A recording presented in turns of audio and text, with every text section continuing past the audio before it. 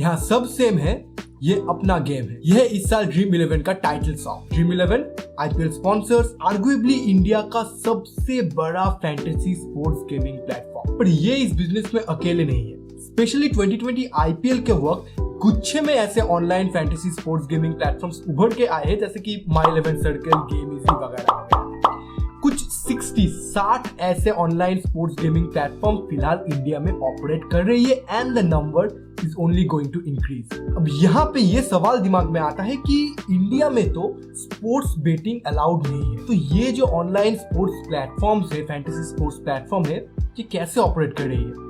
और सिर्फ ऑपरेट तो नहीं कर रही है, थ्राइव कर रही है। प्रेडिक्शंस ये है कि by 2021 this online sports gaming would be a $1 billion industry. जी हाँ, इंडस्ट्री।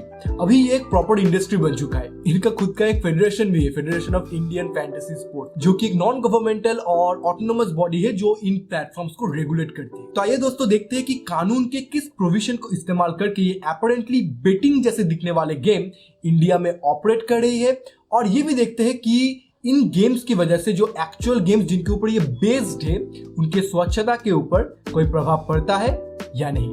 हे गाइस, मेरा नाम है आकाश, मैं साउथ कलकत्ता लॉ कॉलेज के 3rd ईयर में पढ़ता हूँ और आप देख रहे हैं लव इट।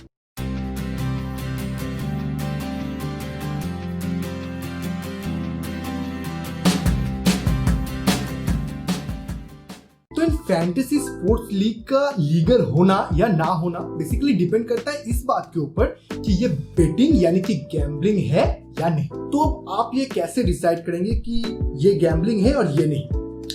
ये डिपेंड करता है कि वो गेम एक गेम ऑफ चांस है या फिर a game of mayor skill. एक गेम ऑफ मेयर स्किल वो होता है जहां पे उस गेम को खेलने के लिए या उस गेम में जीतने के लिए आपको लक से ज्यादा स्किल की जरूरत पड़ती है। अगर ऐसा होता है तो that game is legal to be played in India और उसे किसी भी रुकावट के बिना आप इंडिया में खेल सकते हैं। एक गेम ऑफ चांस ऑब्वियसली इसका उल्टा होता है, जहां पे the result is determined by luck और बाय चांस। अब ज्यादातर गेम्स के लिए तो ये ऑब्वियस है, जैसे कि cricket, football, high jump, long jump, gymnastics, ये गेम ऑफ स्किल है, कोई भी बता सकता है। और जैकपॉट या 3 पत्ती ये गेम ऑफ चांस है, ये भी कोई भी बता सकता है। लेकिन ये फैंटेसी स्पोर्ट्स ये क्या है?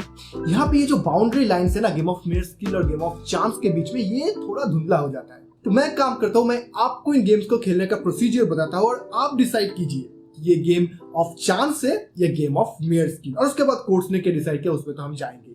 तो ड्रीम 11 के क्रिकेट लीग के बारे में बात करते हैं, क्योंकि that is the most popular in India right now, और ज्यादातर जो भी लीग्स है उनका भी प्रोसीजर, मोडस ऑपरेंडी इसके आसपास ही है विद माइनर ट्विक्स। तो ड्रीम 11 के क्रिकेट लीग का क्या प्रोसीजर है, उसको कैसे खेला जाता है, वो हम अभी देखते हैं। तो बेसिकली जब भी कोई क्रिकेट मैच होता है तो उसके ऊपर अलग अलग कंटेस्ट खेला जा सकता है। तो एक पर्टिकुलर मैच शुरू होने से पहले उस मैच में जितने भी प्लेयर्स पार्टिसिपेट कर रहे हैं उनमें से 11 प्लेयर को आपको चूज करना पड़ता है and that becomes your fantasy team. अब उन प्लेयर्स के रियल मैच में परफॉर्मेंस के हिसाब से उनको पॉइंट्स अलॉट किया जाएगा। अब पॉइंट्स अलॉट करने का क्या प्रोसीजर है, वो भी एक स्टैंडर्ड प्रोसीजर है, आर्बिट्ररी पॉइंट्स अलॉट नहीं किया जाता है और वो प्रोसीजर उनके साइट में दिया गया है।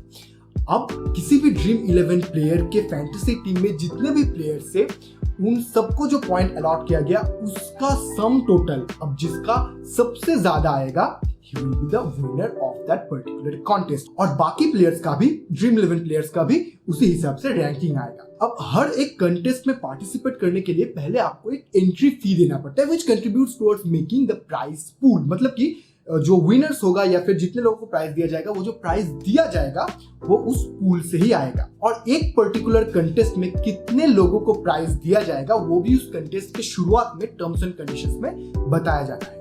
तो मान लीजिए एक पर्टिकुलर कंटेस्ट में 10 लोगों को प्राइज दिया जाएगा, तो ऑब्वियसली फर्स्ट, सेकंड और थर्ड को ज्यादा दिया जाएगा और उसके बाद से 10th तक एक मिनिमल अमाउंट ऑफ प्राइज दिया जाएगा, but obviously that will be greater than the entry fee. अब मान लीजिए उस कंटेस्ट में 100 लोगों ने पार्टिसिपेट किया, तो ये पहले जो 10 लोग हैं उनको तो उन्होंने जो भी एंट्री फी दिया उससे ज्यादा उनका रिटर्न ऑफ इन्वेस्टमेंट हो गया, अगर आप इन्वेस्टमेंट कहेंगे तो उससे ज्यादा उनको मिलेगा, वो खुश है।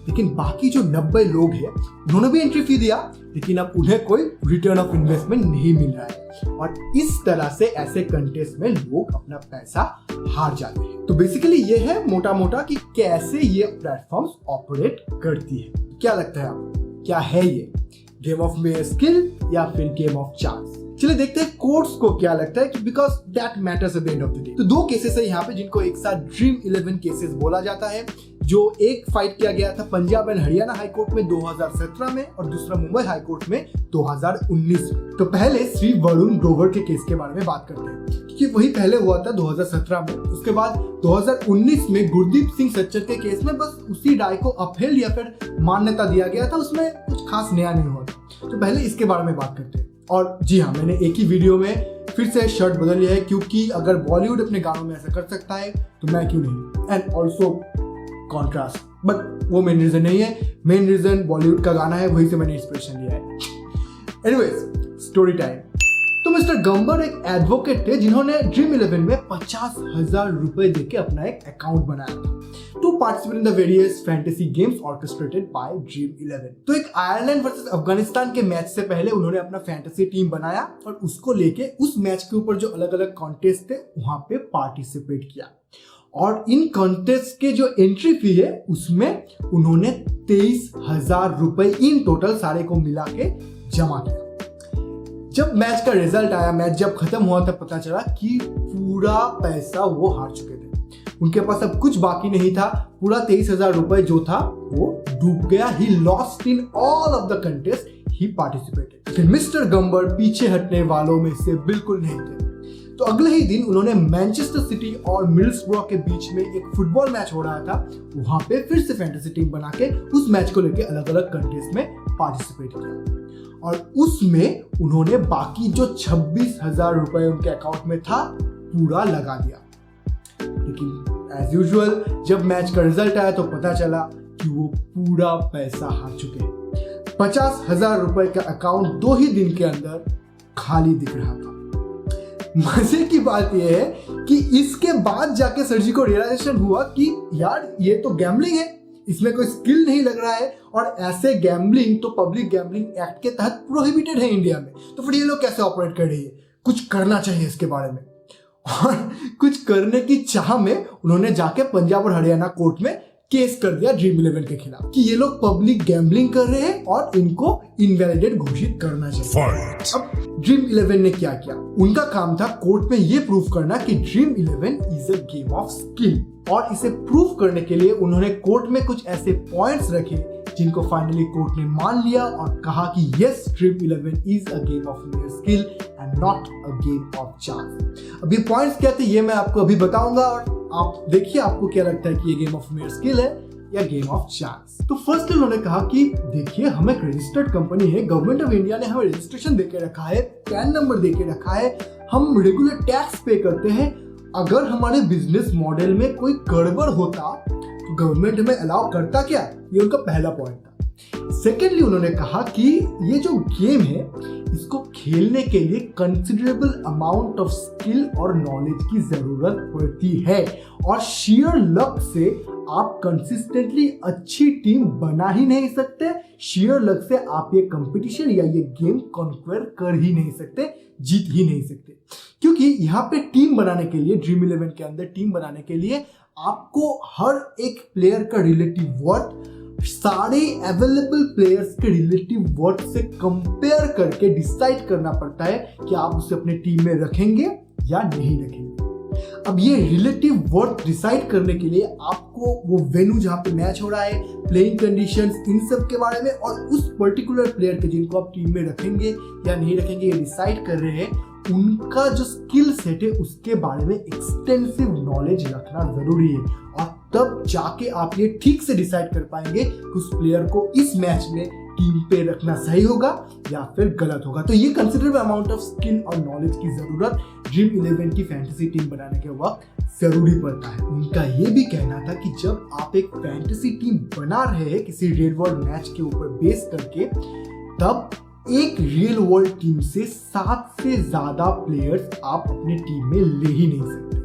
तो इसी वजह से प्लेयर को, वर्चुअल प्लेयर को जो फैंटेसी टीम बना रहा है ड्रीम 11 के अंदर, उसका और भी ज्यादा एक्सटेंसिव नॉलेज टेस्ट होता है क्योंकि तब उनको दोनों टीमों के प्लेयर्स के बारे में, दोनों टीमों के प्लेयर्स के स्किल्स और दोनों टीमों का स्ट्रेंथ वीकनेस के बारे में ख्याल रखना पड़ता है, ना कि सिर्फ एक टीम का जिसका शायद वो सपोर्टर होगा। और इसी वजह से फिक्सिंग जैसा कोई आसार तैयार ही नहीं होता, फिक्सिंग जैसा कोई सिचुएशन तैयार ही नहीं होता, क्योंकि यहाँ पे आप दोनों टीमों से एक कंसिडरेबल अमाउंट ऑफ प्लेयर अपनी टीम में ले रहे हैं। And that's why it's unlike betting, जहाँ पे फिक्सिंग जैसे आसार तैयार होता है, जहाँ पे आप शायद एक ही टीम पे पूरा पैसा लगा रहे हैं, इसीलिए आप चाहेंगे कि वो टीम बहुत ज्यादा बेहतर परफॉर्म करे और फिक्सिंग का सिचुएशन तैयार हो जाता है, जहाँ पे आप प्लेयर्स को मैनिपुलेट करके खराब खेलने में मजबूर करते हैं वगैरह वगैरह।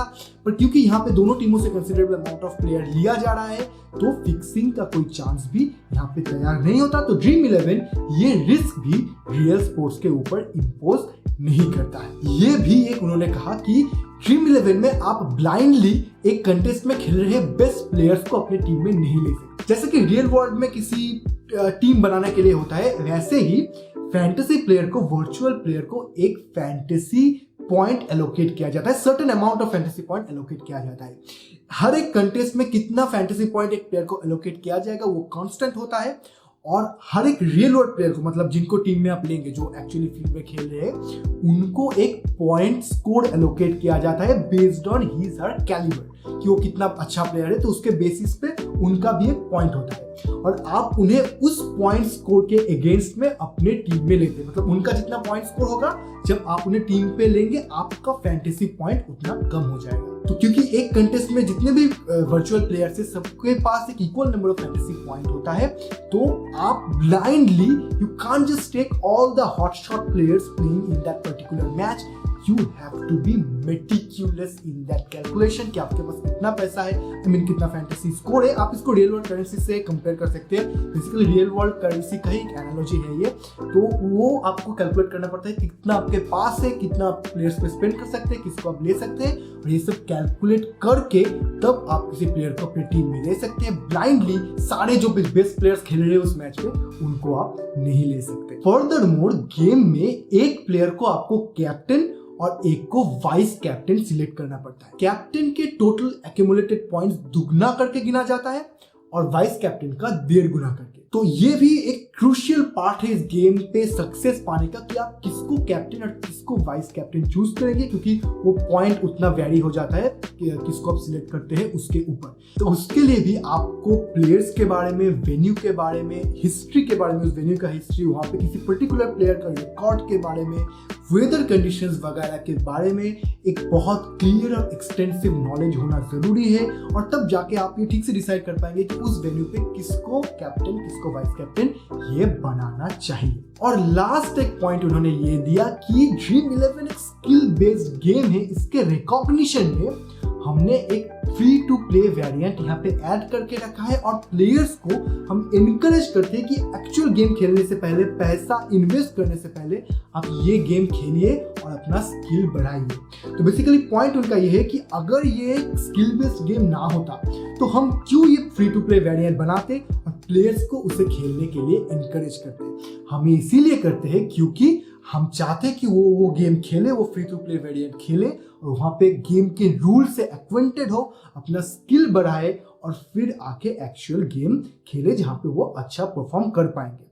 उन्होंने ये भी कहा कि मिस्टर गंबर जो है, उन्होंने 23,000 रुपए इन्वेस्ट कर देने से पहले एक भी फ्री टू प्ले वेरिएंट नहीं खेला था और डायरेक्ट कुएं में कूद पड़े थे बिना तैरना जाने, और इसीलिए उनका वो हार हुआ था। तो ये वो पॉइंट्स थे जो ड्रीम 11 ने कोर्ट के सामने रखा। अब आपको क्या लगता है, सही कह रहे हैं ये लोग, गेम ऑफ स्किल है ये?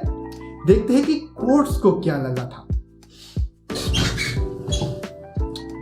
हाँ, तो कोर्ट्स ने फाइनली डिसाइड किया कि ड्रीम 11 जो कह रहा है वो सही तो कह रहा है। ड्रीम 11 एक मेयर गेम ऑफ स्किल है, गेम ऑफ चांस नहीं। इसको खेलने के लिए वर्चुअल प्लेयर को कंसिडरेबल अमाउंट ऑफ स्किल और नॉलेज होनी जरूरी है, और इसीलिए पंजाब और हरियाणा हाईकोर्ट ने कहा कि उनके जुरिस्डिक्शन के अंदर ड्रीम 11 को खेलने में कोई रोक नहीं लगाया जाएगा and dream 11 can freely operate. कुछ ऐसा ही राय दिया मुंबई हाईकोर्ट ने 2019 में गुरदीप सिंह सज्जर के केस में, जहाँ पे उन्होंने अपने जुरिस्डिक्शन के अंदर ड्रीम 11 में कोई बैन नहीं लगाई और कहा कि ड्रीम 11 को लीगली खेला जा सकता है। अब यहाँ पे आपको ये समझना जरूरी है कि कोर्ट्स ने बस ड्रीम 11 के खेलने के प्रोसीजर को ही एनालाइज किया है, बाकी किसी भी ऑनलाइन गेमिंग प्लेटफॉर्म का मोडस ऑपरेंडी ऑपरेट करने का प्रोसीजर अभी तक कोर्ट्स ने एनालाइज नहीं किया है। पर क्योंकि उन लोगों का भी मोडस ऑपरेंडी कुछ ड्रीम 11 के मोडस ऑपरेंडी से सिमिलर है विद माइनर ट्विक्स, तो वो भी फ्रीली ऑपरेट कर रहे हैं इंडिया में। और जब तक कि उनमें से किसी को कोई कोर्ट में लेके नहीं जाता, they will continue to freely operate. अब कोर्ट ने तो सर्टिफिकेट दे दिया, लेकिन ये ड्रीम 11 या जितने भी online fantasy sports gaming platform है, इनका एक्चुअल खतरा स्टेट लेजिस्लेशन से है। ऑलरेडी ये गेम आसाम, उड़ीसा, तेलंगाना, नागालैंड, सिक्किम और आंध्र प्रदेश में बैंड है। और इसमें ड्रीम 11 कुछ कर नहीं सकता, क्योंकि ये जो दो राय है, एक पंजाब और हरियाणा हाईकोर्ट का है और दूसरा मुंबई हाईकोर्ट का, तो उनके जुरिस्डिक्शन के अंदर ये स्टेट्स नहीं आते। तो इसीलिए अगर यहाँ पे स्टेट कोई लेजिस्लेचर बनाता है तो उसको इस राय के बेसिस पे चैलेंज नहीं किया जा सकता। अब ये लोग क्या कर सकते हैं, ये इन स्टेट्स का जो हाई कोर्ट है वहां पे अलग अलग या फिर एक साथ जाके ये अपील कर सकते हैं कि आर्टिकल 19(1) में जो लीगल ट्रेड कैरी आउट करने का छूट दिया गया है, किसी भी इंसान का जो छूट है इंडिया में कि वो कोई भी लीगल ट्रेड कैरी आउट कर सकता है, वो हैम्पर हो रहा है ऐसे रूलिंग से, ऐसे लेजिस्लेचर से। लेकिन फिलहाल किसी ने ऐसा किया नहीं है। एक रीजन हो सकता है कि अगर ये करेंगे तो उन स्टेट्स में स्टेट गवर्नमेंट के अगेंस्ट जाना पड़ेगा उन्हें, जो शायद वो करना नहीं चाहते। और वो अगर वो चाहे तो सुप्रीम कोर्ट में जाके भी ये अपील कर सकते हैं, ताकि पूरे देश में ये रूलिंग कि ये लीगल ट्रेड है, इसको कैरी आउट किया जा सकता है, वो पूरे देश में एक ही साथ में लागू हो जाएगा। लेकिन उसमें भी एक बड़ा खतरा ये है कि बाई चांस अगर सुप्रीम कोर्ट में वो हार जाते हैं तो पूरे इंडिया में एक साथ ये गेम बैन हो जाएगा। तो वो रिस्क भी शायद जो ओनर्स है वो उठाना नहीं चाहते। फिलहाल सिर्फ 6 ही स्टेट्स में बैन है, बाकी कितने ही स्टेट्स है जहाँ पे ये लोग फ्रीली ऑपरेट कर सकते हैं। तो फालतू का जो झमेला है उसमें ये लोग घुसना नहीं चाहते। लेकिन अगर मोर एंड मोर स्टेट्स इनको बैन करने लगेगा तो आई एम श्योर कि कोर्ट्स की तरफ मुंह मोड़ना ही पड़ेगा इंडिया के फैंटेसी गेमिंग इंडस्ट्री को। चलिए, इस वीडियो में बस इतना ही। मुझे आशा है कि आपने इस वीडियो से कुछ सीखा होगा, आपको अच्छा लगा होगा। लाइक सब्सक्राइब कीजिए, कब कौन सा करना होता है आपको तो पता ही है। और तब तक के लिए सावधान रहिए, सतर्क रहिए और सुरक्षित रहिए। और मुझे मेरे सोशल मीडिया हैंडल्स में फॉलो करिए, इंस्टाग्राम, लिंक्डइन, ट्विटर, लिंक मैं नीचे दे दूंगा। फिलहाल बाय।